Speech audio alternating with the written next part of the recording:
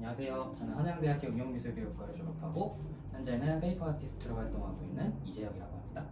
저는 주로 이제 종이로 새를 만드는 작업을 하고 있고요. 이렇게 입체적인 작업은 페이퍼 스컬처라고 부르는 편이고, 종이의 가장 원초적인 속성이 기록이라고 생각하다 보니까 제가 좋아하는 자연 환경이나 동물들을 종이를 활용해서 기록을 하는 작업을 하고 있고요. 저 원래 그냥 동물 되게 좋아했어요. 어릴 때부터 작업도 계속 동물 관련된 작업을 하게 됐고, 그리고 이제 동물 좋아하고 동물에 관련 이제 이런 작업을 하게 되면은 결국에는 멸종위기 동물에 대한 얘기를 하게 되더라고요. 주변에 작가님 좀 더 학생들한테 따라올 수 있는 길을 좀 더 편하게 제시할 수 있다는 점. 이거는 학생들이 제 작업을 따라가기만 하면 되거든요. 좀 스킬이 부족한 친구들도 일정 이상의 완성도는 사실 보장을 할 수가 있어요. 그 종이접기 같은 경우도 이 다이어그램 전개도만 따라가면은 비록 각자의 그런 이제 섬세함의 부족은 있을 수 있지만 모두 다 같이 종이학을 만들 수는 있잖아요.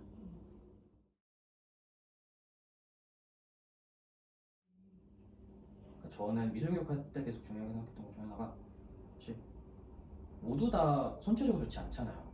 아이들이 그 재료를 다루고 이런 거에 대해서 각자의 그런 기대치와 결과물이 워낙 차이가 많이 나기 때문에 완성할 수 있는, 그리고 최소한의 완성도.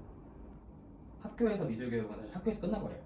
평가를 하는 자료에서 끝나버리는데, 그렇게 되면은 집에서도 도대체 미술 시간에 무엇을 하는지에 대한 걸 모르게 되거든요. 그러면 이제 미술 교육이 점점 더 쓸모없어지는 모형으로 되는데, 이게 집으로 이어져 가야 한다고 생각을 해요. 그래서 아이들이 완성된 무언가를 집으로 가져가서 부모님한테 보여주는 것까지가 저는 미술 교육의 한 프로세스라고 생각을 하거든요.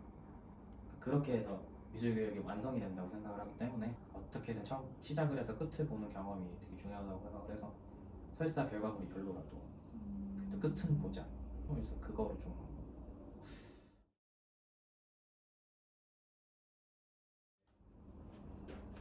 이런 작업들을 했었어요. 이거는 이제 한국화 중에서 이제 뭐 화저도나 초충도를 기반으로 했던 작업들인데, 이제 초충도라든지 화저도를 보면은 도감에 쓸 수 있을 정도로 상당히 사실적인 그림을 그리시거든요. 어떻게 보면 조선시대의 그런 생물상에 대해서도 어느 정도 알 수 있을 것 같다는 생각이 들었어요. 그래서 그런 또람불이 백로 이제 매정인기종이고, 이 연 같은 경우도 이제 각시수련이라고 해서 매정인기종 2급이 들어가는, 평범한 잉어지만 잉어와 이제 연꽃 같은 게 조합이 되면은 또뭐 그림 하나를 작업을 함으로써, 그림도 그림이지만 이런 딱 생태계잖아요. 그러니까 물가에 있는 생태계와 이런 생태 환경에 대한 수업도 같이 병행을 할 수 있는 것 같아서 그게 좀 재밌더라고요.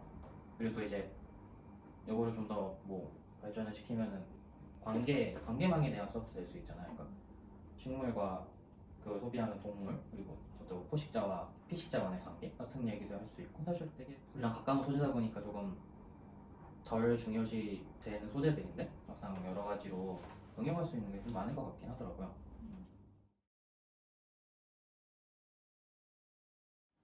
근데 학교에 가보면 그런 게 사실 많아요. 그러니까 아이들의 감수성을 키워준다고 희생되는 부분들이 사실 되게 많거든요. 학교에서 토끼를 기르다가 감당이 안 돼서 버리다가 걸린 사건도 있었고, 이렇게 표본 만들기 같은 걸 한다고 치면은 학생 수만큼의 죽은 곤충이 필요한 거잖아요. 그 요즘 학생 수가 많이 줄었다고는 해도 한 100개, 100마리 정도의 죽은 곤충이 필요한 건데, 아무리 생각을 해봐도 그건 좀 이제 페이퍼 키트로 곤충 표본을 만드는 수업을 짰었거든요. 수업이 지금까지는 교과서를 보고 뭐 인상파가 몇 년부터 몇 년까지 있었대, 인상파의 중요한 화가는 뭐 누구다, 뭐 이런 식으로 어떻게 보면 암기식 수업에 가까워지다 보니까 어떻게 보면 예술의 본질, 예술을 활용할 수 있는 거에 대한 수업이 거의 이루어지지 못했고, 그러다 보니까 점점 예술이 삶과 점점 떨어져 나가는, 자생하기 위해서 염두에 두어야 하는 지점이 아닐까 문득 생각이 들었거든요. 쉽게 이렇게 기술을 다니고 결국에 자기를 표현하는 방법들 다들 잊어버렸는데, 예술교육이 그 지점을 가려운 부분을 긁어줄 수 있지 않을까? 미술교육이 좀 더 우리 삶에 연관이 있고, 결국에 나아가서 그러니까 우리가 사는데 꼭 필요한 수업이라는 거를 저희가 좀 더 자각을 했으면, 그러니까 미술 수업을 하시는 분들이 그렇게 되면은 저희의 생명이 더 길어지지 않을까?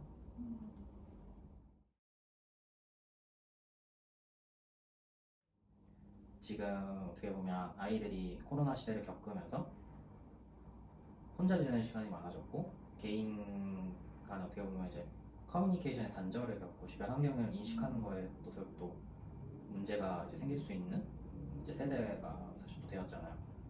그러니까 주변 환경을 인식하는 데 도움을 주는 수업이 될 수 있을 것 같기는 하더라고요.